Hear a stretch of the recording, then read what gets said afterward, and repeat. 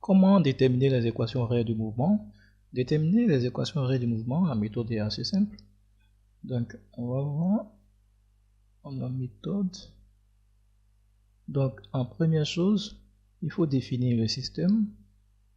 Il faut définir le système.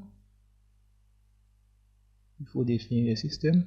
Après avoir défini le système, il faut appliquer le théorème du centre d'inertie. Appliquer le théorème du centre d'inertie pour déterminer le vecteur accélération. Voilà, pas sa valeur, mais plutôt le vecteur accélération. Après avoir déterminé le vecteur accélération, il faut faire des projections pour déterminer, les coordonnées des vecteurs accélération, vitesse et position à t égale à 0. Après cela, maintenant, il faut procéder par intégration pour déterminer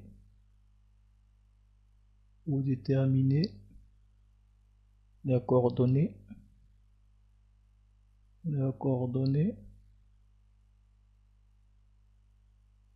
de A, V et de vecteur position à t différent de 0. Et enfin, trouver les équations horaires du mouvement. Nous allons faire un exemple.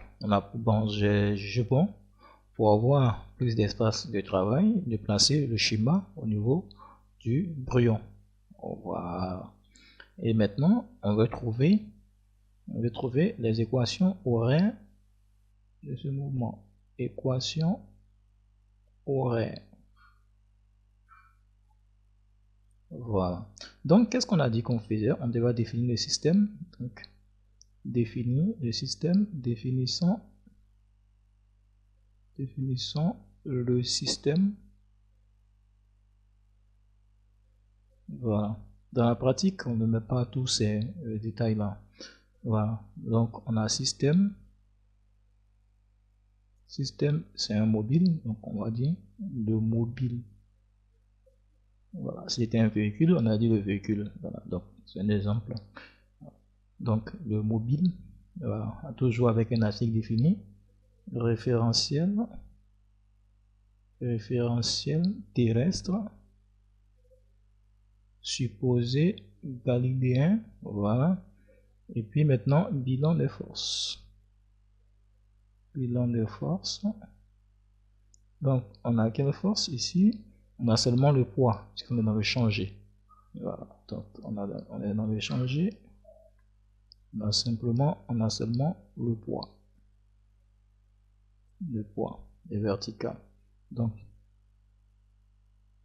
le poids du mobile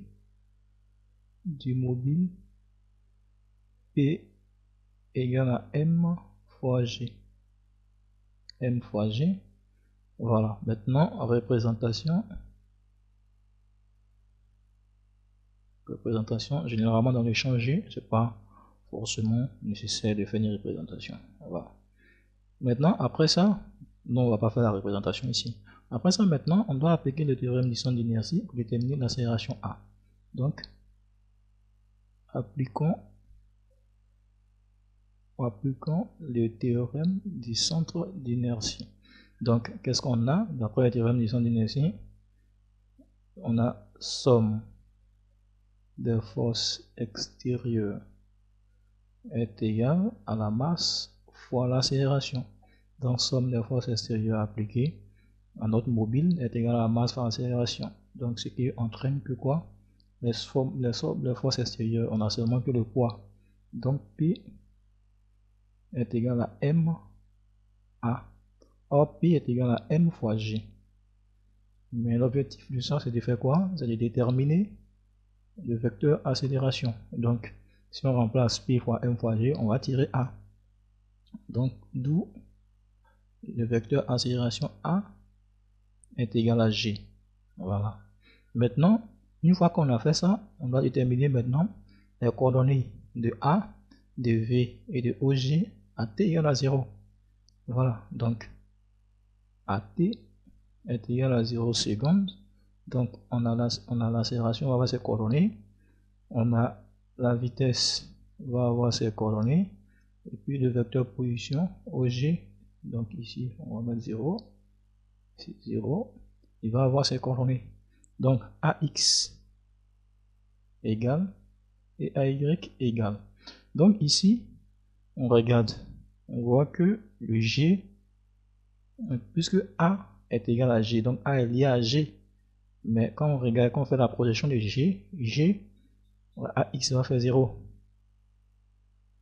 Maintenant, on compare maintenant G et l'axe des Y. Si l'axe des Y et G sont dans les sens contraires, alors il y a un moins. Donc, on voit que les Y vont en haut, le G va vers le bas, donc les deux sens sont contraires. Donc ici, ça devient moins G. Moins G. Voilà. Maintenant, pour la vitesse, on a un angle alpha ici. Donc, si on trace pour pouvoir avoir le triangle, voilà. Donc, de Y, on aura le cosinus. Et de X, on aura le sinus. Voilà. Donc, Vx est égal à V0 sinus alpha. Et Vy est égal à V0 cosinus alpha. Maintenant, le OG, donc on a X0 et puis Y0. Voilà, donc OG, X0, le X, G0 commence en 0 ici. Donc quand on projette, il tombe sur O, donc ça fait 0. Mais au Y, il commence à une certaine distance qu'on va appeler H. Voilà, il commence à une certaine distance qu'on va appeler H. Donc Y0 est égal à H. Maintenant, ça c'est AT. Maintenant, on va voir maintenant AT différent de 0. Voilà, on a trouvé les mêmes éléments. AT différent de 0. Donc, on a l'accélération A qui va garder les mêmes expressions, les mêmes valeurs. Est égal à moins G. Maintenant, le V, ce n'est plus V0. Lui, ça sera une intégration par rapport à ça. Donc, Vx sera égal. Parce que quand on regarde, en réalité, dans la formule, c'est quoi? Il s'agit de quoi? On a V est égal à A T plus V0. Maintenant, par projection, comme nous avons deux axes, on va avoir Vx qui sera égal à AXT plus V0x et Vy sera égal à AYT plus V0y.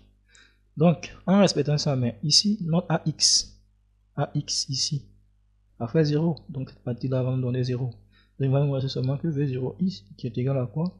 Qui est égal à V0 sinus alpha. Donc, V0 sinus alpha. Maintenant, le deuxième, V0y. V0y, ça fait AYT plus V0y. Mais AY est différent de 0, ça fait moins G. Donc, on va avoir moins G, pardon, on va avoir Vy qui sera égal à moins GT plus maintenant V0 cosinus alpha. Voilà, maintenant, une fois qu'on a ça, on doit déterminer ensuite, on doit déterminer X, OG. Donc, OG est quoi? OG, en réalité, est égal à quoi? 1 demi de AT carré plus V0 avec vecteur T plus OG0. Voilà, OG0.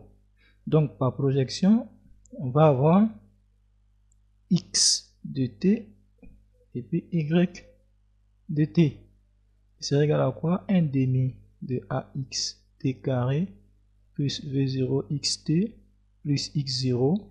Et puis ici, 1 demi de ay t carré plus v0 yt plus y0. Voilà. Donc ici, on aura x de x ou bien x de t, c'est pareil. Donc 1 demi de ax t carré. Mais alors ax, c'est 0. Donc ici, ça, ce terme-là fait 0. Maintenant, ensuite, on a v0 xt. Donc notre v0 x, voilà, à v0 x.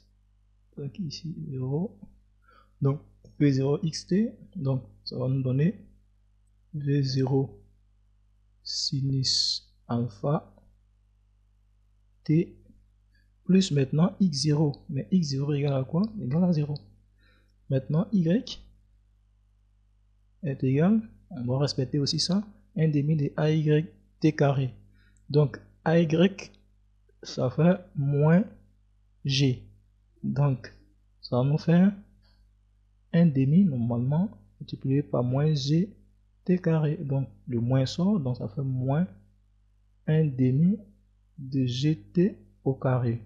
Non plus v0 yt. Donc, v0 y.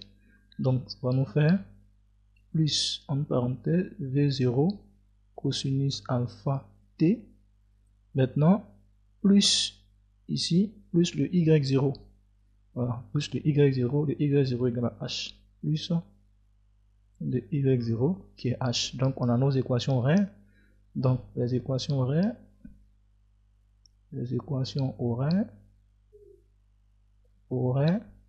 on a x de t qui est égal, v0 sinus alpha t, et puis y de t qui est égal moins 1 demi de gt carré plus en parenthèse v0 cosinus alpha t plus h. Voilà, dans cette situation, c'est ce qu'on obtient.